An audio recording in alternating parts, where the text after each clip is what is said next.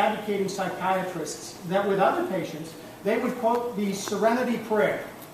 God, give me the serenity to accept the things I cannot change, the courage to change the things I can, and the wisdom to know the difference. Where did they get the idea that our sexual identity as men or women was in the category of the things that could be changed? I wanted to test the claim that men who had undergone sex change surgery found resolution for their many general psychological problems.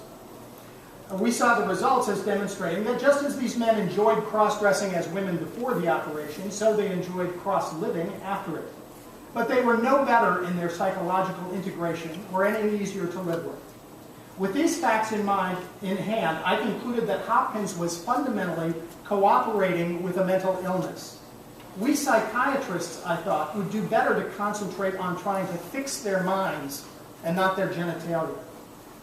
Thanks to this research, psychiatrist and psychoanalyst Dr. John Meyer was able to make some sense of the mental disorders that were driving this request for unusual and radical treatment. Most of the cases fell into one of two quite different groups. One group consisted of conflicted and guilt-ridden homosexual men who saw a sex change as a way to resolve their conflicts over homosexuality. The other group, mostly older men, consisted of heterosexual or bisexual males who found intense sexual arousal in cross-dressing as females. The name eventually coined to describe this form of sexual misdirection was autogynephilia. Once again, I concluded that to provide a surgical alteration of the body to the body of these unfortunate people was to collaborate with a mental disorder rather than to treat it. The transgender activists still argue that their members are entitled to whatever surgery they want, and they still claim that their sexual dysphoria represents a true conception of their sexual identity. They have made protests against the diagnosis of autogynephilia as a mechanism to generate demands for sex change operations, but they have offered little evidence to refute the diagnosis. I have witnessed a great deal of damage from sex reassignment.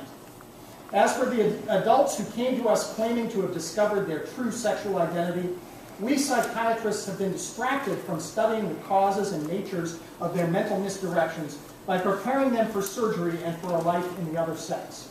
We have wasted scientific and technical resources and damaged our professional credibility by collaborating with madness rather than trying to study, cure, and ultimately prevent it. Those are the words of Dr. Paul McHugh.